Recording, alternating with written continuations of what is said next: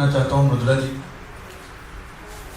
पिछले 4.5 दशक से रंगमंच की सक्रिय अभिनेत्री हैं और देश के प्रसिद्ध नाट्य दल नीपा रंगमंडली की सचिव हैं। देश की नहीं, अंतर्राष्ट्रीय स्तर पर भी आपने अपने अभिनय से और वेशभूषा परिकल्पना से ख्याति अर्जित की है। मृदुला जी।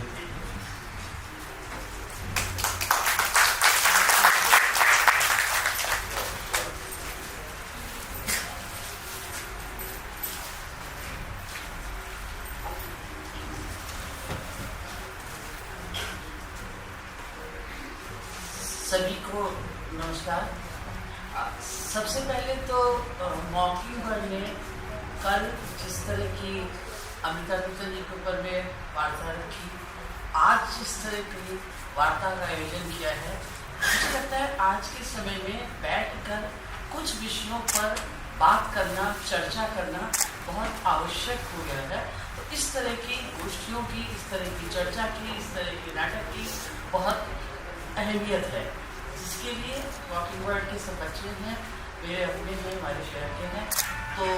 मैं ये कहूँगी, मैं उनको तहे दिल से आशीर्वाद देती हूँ, मुबारकबाद देती हूँ उनके इस अच्छे काम के लिए। और मैं आगे ज़रूर चाहूँगी कि इस तरह का कार्यक्रम बड़े भी बनाएंगे लोग, जिसमें हम लोग सब साथ हैं। अब जैसे कहते हैं ना, बहुत ऊंचे सुर के बाद में मध्यम स्वर देर से लगता है, तो आतन भाई ने इतने ऊंचे स्वर पे छोड़ा मेरी माइक कि अब थोड़ा सा समय लगेगा इस माइक को अपने स्वर साधना में। जैसा कि सब लोगों को पता है कि आज का जो विषय है, वो विषय है कि आज का जो समय जो है, समाज है, इस सब के बीच में जिस तरह का रंगकर्म हो रहा है, रंगकर्म की स्थिति जब कर, उसके बाद में जो मुझसे कहा गया है, वो एक और जोड़ दिया गया है, वो है कि स्त्रियों की स्थिति रंगकर्म में। तो सबसे पहले तो मैं जो उसका पहला विषय है कि आज के समाज में रंगकर्म की स्थिति, हम सभी देखते हैं, जानते हैं, समझ रहे हैं कि समाज तो दिन बर दिन बदलता ही है और बदलना चाहिए। मूल रूप से अब तक बदल के बहुत चीज़ें के आगे आया, बहुत चीज़ें उसमें अच्छी नई जुड़ी और समाज के परिवर्तित रूप में हमारे सामने है। लेकिन जैसे होता है कभी कभी बहुत तेजी में, मतलब इधर पिछले मुझे लगता है कि 20-25 साल के अंदर में जिस तरह का समाज में परिवर्तन और जिस तरह का विकास और जिस तरह की चीज़ें बन रही है, वो शायद उनकी गति कुछ ज़्यादा रही है। चाहे वो डिजिटल चीज़ों की हो, चाहे वो किसी भी क्षेत्र में हम ले लें समाज के, वो उसमें बहुत तेज़ी से बदलाव आते रहे हैं। जब समाज इतनी तेज़ी से बदल रहा है, इस तरह के समाज के, और उस तेज़ी से बदलने में कोई दिक्कत की बात नहीं, केवल दिक्कत की बात होती है कि जब आप कभी कभी ऐसा होता है कि हम बहुत तेज़ दौड़ रहे होते हैं, तो कुछ ठोकरें भी लगती हैं, कुछ गड़बड़ियाँ भी होती हैं। मुझे लगता है कि अभी जो इसमें जो समाज में हमारे जो सबसे बड़ा परिवर्तन आया है, वो है हमारे सामाजिक सरोकार, हमारे मूल, हमारे जो मूल्य थे, जीवन के जो मूल्य है, हमारे जो सरोकार थे, वो बहुत तेजी से बदले हैं। मतलब बहुत एक छोटी सी चीज़ है, हम यहाँ महानगर में रहते थे, मेरे घर के 2-3 घर छोड़ के बना रहता था, वो दरोगा थे पुलिस में। मेरे घर में मेरे फादर कई बार कहते थे उनके यहाँ कोई जाने की जरूरत नहीं, उन लोगों से कोई संबंध रखने की जरूरत नहीं। मतलब क्यों? उन्हें घूस ले रहे थे तो मकान बनाया। मतलब सामाजिक तौर पर घूस लेने वाला आदमी, चोरी करने वाला आदमी, दूसरी तरह के आदमी को स्पष्ट रूप से हम एक अलग देने की, उसको समाज से निकाल के कई जगह दे दी जाती है रहने के लिए, लेकिन हमारे दिलों में उसके लिए एक दूसरी तरह की जगह होती, दूसरी तरह की इज्जत होती। लेकिन अभी सामाजिक मूल इस तरह से बदले हैं कि आज आप लड़की की शादी करने के लिए जाते हैं, कहीं जाते हैं और उससे पूछिए लड़का क्या करता है, वो सरकारी उसमें नौकर है, 20,000 तनख्वाह है और 40,000 रुपये ऊपर से मिलते हैं। मतलब ये वो शान से बता सकते हैं। हम जानना नहीं चाहते हैं हमारे अगल बगल रहने वाला कि घर में जो बड़ी कोठी बन रही है, जो बन रहा है, पैसा उसका कहाँ से आ रहा है हमसे, और बड़े शान के हमने भाई इससे कोई मतलब नहीं, लोग बड़े अच्छे हैं, अच्छे से बोलते हैं, हमसे वो करते हैं। तो ये जो सिकुड़ गई है चीजें और जिस तरह से समाज के लोगों का सोच सिकुड़ गया है, लोगों से कोई सरोकार नहीं रह गया। जब इस तरह की सोच, इस तरह की मानसिकता हमारे समाज में पूरी तरह से व्याप्त हो रही है, तो हम ये कैसे कह सकते हैं कि हम जो भी कार्य कर रहे हैं, चाहे हम लेखन का कार्य कर रहे हों, चाहे हम नाटक कर रहे हों, चाहे हम पेंटिंग कर रहे हों, हमारी जो भी कलाएं हैं वो निश्चित रूप से वो इससे प्रभावित होती है और होंगी और हो रही है। आज इसलिए कह रहे हो रही है कि आज इसमें परिवर्तन में एक और आया है कि जैसे खाली पहले हमारे पास टीवी था, दूरदर्शन था, उसके बाद में बहुत सारे चैनल्स आ गए, वेब सीरीज आ गई, बहुत सारा काम आ गया। उसके साथ साथ और भी छोटे छोटे काम हैं। अब आपके पास में एक नया प्रचलन चला है रील बनाने की, तो अब रील बना लीजिए, इंस्टाग्राम है, ये इतने ज़्यादा चीज़ों में बिखराव, इतने चेंजेस है कि हम जैसे हमारे भीतर अगर कुछ है और हम चाहते हैं कि हम उसको प्रदर्शित करें, बताएं, उसको आगे लेके जाएं, कहीं करें, जो एक कहते हैं कि कला की भूख है, कुछ करने की भूख होती है, उस भूख को करने के लिए उस समय एक सीमित साधन थे हमारे पास। उन सीमित साधनों में एक रंगकर्म भी था। उस समय जो भी रंगकर्म, मैं इस बात को नहीं बहुत ज़्यादा विश्वास करती हूँ कि हमारे ज़माने में बहुत कुछ होता था, हमारा ज़माना बहुत अच्छा था, आज का ज़माना भी बहुत अच्छा है, आज के बच्चे भी बहुत अच्छे हैं, आज बहुत काम भी हो रहा है, लेकिन फिर भी एक उदाहरण के तौर पे बात निकल ही आती है। मैंने मतलब जितना देखा है 70 और 80 के दशक की बात, क्योंकि 77 से मैंने थिएटर शुरू किया था। उस समय जो थिएटर हो रहा था, जो रंगकर्म हो रहा था लखनऊ में या बाहर भी, हमने उस रंगकर्म में ये सबसे पहले होती थी कि रंगकर्म क्यों कर रहे हैं, मतलब सब जो मोस्टली तो शौकिया रंगकर्म थे, क्योंकि ये जो इंस्टीट्यूट है, जो संस्थाएं हैं सिखाने वाली, इनकी भी गिनती कम थी। तो जो शौकिया रंगकर्म है, निश्चित रूप से वो एक शौक था, वो अपनी नौकरी कर रहे हैं, ये कर रहे हैं, शाम का समय जो होता है उसमें वो थिएटर कर रहे हैं। वो शौक उनका उनको जुनून तक लेके जाता था। उस शौक को वो अपने जुनून तक पहुंचाते थे, और वो जुनून यहाँ तक होता था कि उन्हें जो ये नाटक अच्छा है, इस अच्छे नाटक को मुझे करना है। अब वो करने के बाद ये नहीं कि ये वाला नाटक चुनो, ये नाटक लोग आजकल बहुत पसंद करेंगे, इसका करने, इससे बहुत हंसते हैं, लोगों की पसंद से प्रभावित होंगे नहीं, अपने विचार से, अपनी समझ से, अपनी पढ़ाई से, अपने उससे कोई चीज जो तैयार कर, और फिर उसको करने के लिए जुनून में आपको पैसा, श्रम, ये सब वो अपने उस जुनून में लगाने के लिए तैयार और तत्पर रहते थे। ये उस समय का रंगकर्म था जो कर रहे थे। उसमें निश्चित रूप से बदलाव आया है, क्योंकि अब हमारे पास में, जैसे कि मैंने कहा कि हमारे पास बहुत साधन है, अपने शौक भी हमारे पास पूरी करने की बहुत सारी चीज़ें हैं। अब छोटे छोटे 2-2 मिनट 3-3 मिनट के आप वीडियो बना लेते हैं, रील बना लेते हैं, बहुत सारे प्लेटफॉर्म्स हैं जिन पे कि आप शूट करने के लिए जाते हो, तो बहुत शो वाली चीज़ है। और निश्चित रूप से इन सब चीज़ों से हमारा यूथ प्रभावित न हो, ऐसा कैसे हो सकता है, और होना भी चाहिए जो कुछ है। तो इन सब चीज़ों से प्रभावित होते हुए भी, करते हुए भी जो ये बदलाव हमारी सोसाइटी में आया, उसका निश्चित रूप से एक बहुत जोरदार असर हमारे थिएटर में, हमारे रंगकर्म में हम लोगों के सामने आया। अब मैं आती हूँ अपनी बात पर, जो बात है कि रंगकर्म में स्त्रियों की स्थिति, लड़की कह लीजिए, स्त्री कह लीजिए, जो भी है, पहले कि उसमें भी पहले की स्थिति और अब की स्थिति में बहुत अंतर है। बहुत अंतर इसलिए है कि जैसे कि जब सीधी साधन थे, स्त्रियों ने वैसे ही दौड़ बहुत बाद में शुरू करी, वो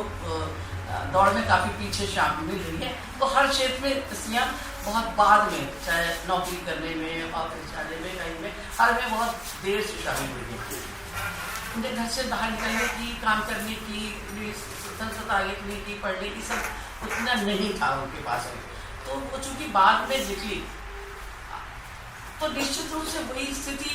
जो बाकी जगहों में नहीं है, वही स्थिति उनकी सोसाइटी के और जिन जगहों में रही है, ऑफिस में, नौकरी करने में, बाहर जाने में, किसी जगह, वही स्थिति उनके रंगकर्म में भी थी। एक छोटी सी बात है कि मैंने जब नाटक करना शुरू किया, पहला नाटक किया, ऐसे शौक में किया था, कोई नाटक की बहुत ज़्यादा समझ नहीं थी। करने के बाद शायद कुछ अच्छा किया बुरा किया ये मुझे नहीं पता, लेकिन उसके बाद ये था कि हर दूसरे तीसरे दिन ये नाटक वाला मेरे पास ऑफर आ रहा, उस नाटक हम में कर लो, ये कर लो, और मैं इतनी खुश थी कि अरे वाह, मुझे तो लगता है शायद बहुत बड़ी मैं अभिनेत्री हूँ कि हर कोई बुलाता है मुझे नाटक करने के लिए, और आई वॉज सो बिजी कि पूछिए। ये थोड़े दिन बाद समझ में आया आप अफवाहें बहुत अच्छी नहीं थी, बल्कि नाटक में लड़कियां थी ही नहीं, 70-80 में लड़कियां आती ही नहीं थी, मुझे घर से छूट थी, मैं करने के लिए स्वच्छंद थी, इसलिए सब जगह होता था। लेकिन उसके बाद धीरे धीरे मतलब ये वो टाइम था 77-80 का, जब गिनी चुनी शहर की लड़कियां भी काम कर रही थी, शहर में भी बाहर में भी। लेकिन बाद में धीरे धीरे जो स्थितियाँ बदली, उन स्थितियों के बदलने से जैसे अब फिर लड़कियों को जब स्वतंत्रता मिली कि नाउ यू कैन चूज, अब आप अपना रास्ता चुन सकते हो, आपको भी अधिकार है, तब लड़कियों ने भी रंगमंच में आने की इस तरह से कोशिश करी जैसे करके आते। हालांकि अभी भी रेशियो मेरे हिसाब से 10 और 5 का ही निकलेगा, अभी भी उतना रेशियो नहीं है, अभी भी आप, लेकिन उस समय तो बिल्कुल नहीं था। उस समय कोई इस बात की कल्पना करना, जो एक लड़की मिलना नाटक के लिए दो मुश्किल होता था, लेकिन और आप भी सोचे अब आज के समय में ये है कि आप जो बिल्कुल का कुंभा से लेके और बहुत सारे ऐसे नाटक हैं जिसमें 20-20 फीमेल है, 10-10 फीमेल है, अब कर रहे हैं काम। एक चीज, दूसरी चीज ये कि अभिनय के अलावा भी नाटक लिखना, नाटक को निर्देशित करना, नाटक के बैक स्टेज के काम करना, नाटक के संगठन के काम करना, इन सारे कामों में भी स्त्रियां, लड़कियां सब उसी तरह से शामिल होती रही और काम करती रही जिस तरह से कि बाकी लड़के पुरुष कर रहे थे। और वो वही बात है कि जब आपको मौका मिला, जब उन्होंने काम किया दिल खोल के आगे अपने से, तो वो उन्होंने अपना स्थान भी बनाया। चाहे हम कलकत्ता की उषा गांगुली जी की बात करें, है ना, आज भी अभी भी कर रहे हैं, आप देखिए बॉम्बे में भी पूर्वा नरेश है, ये लोग हैं, मतलब ये अच्छे काम कर रहे हैं, जिनको कहना चाहिए कि रंगकर्म को समझ के सोच के कि कैसा करना है इन स्थितियों में भी। जब भी ऐसी स्थितियाँ चल रही हैं तब आदमी भाग एक दूसरी तरह की रेस में शामिल होने के लिए आदमी तैयार है, तब भी काम कर रहे हैं। और जो बाकी लोग हैं, आप सुरेखा सीकरी जी को लीजिए, अगर वो एक रंगकर्मी थी और उस रंगकर्मी की वजह से आप देखिए कि वो ICCR के डायरेक्टर तक हुई, यहाँ के आपके NSD में आपके अनुराधा कपूर है,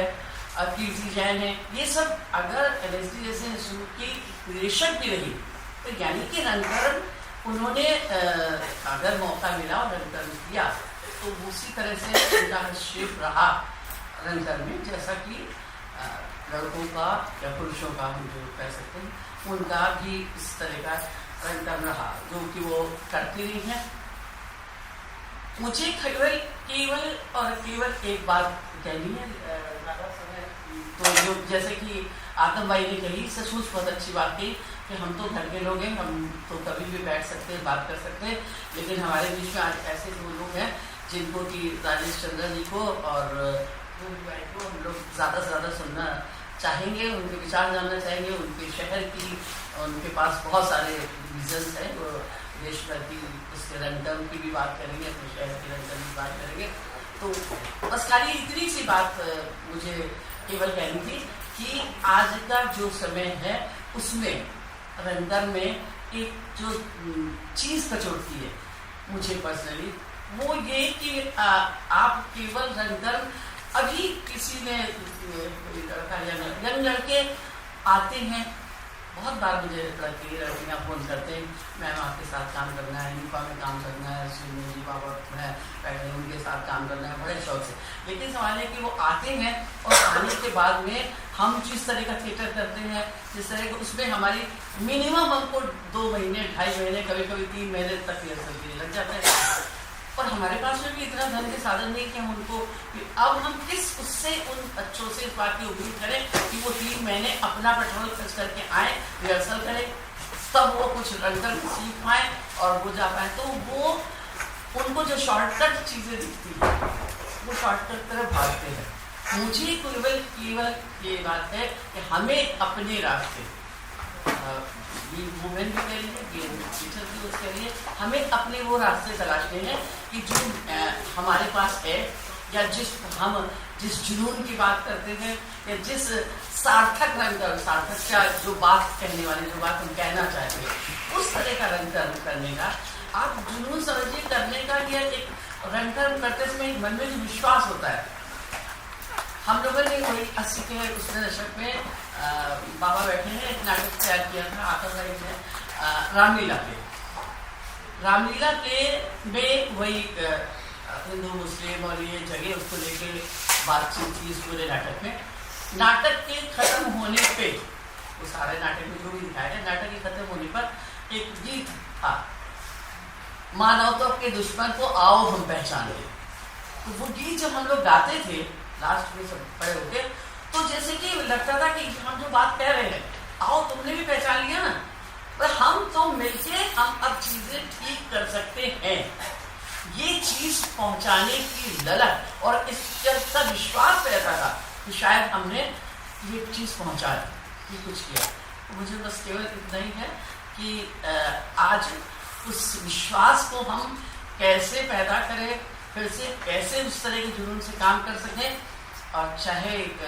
मेल हो चाहे फीमेल हो, सबको एक समझ के साथ में, शायद आप लोग बात करेंगे इनके पास करो, और उसी तरह का रंग कर्म करने की इच्छा, स्थितियाँ पैदा करने की है। और उसकी एक छोटी सी पहल इस बातचीत के थ्रू हुई है जो मॉकिंग बर्ड ने किया। मैं पुनः फिर से मॉकिंग बर्ड को इस बात के लिए शुभकामनाएं देता हूँ, आशीर्वाद।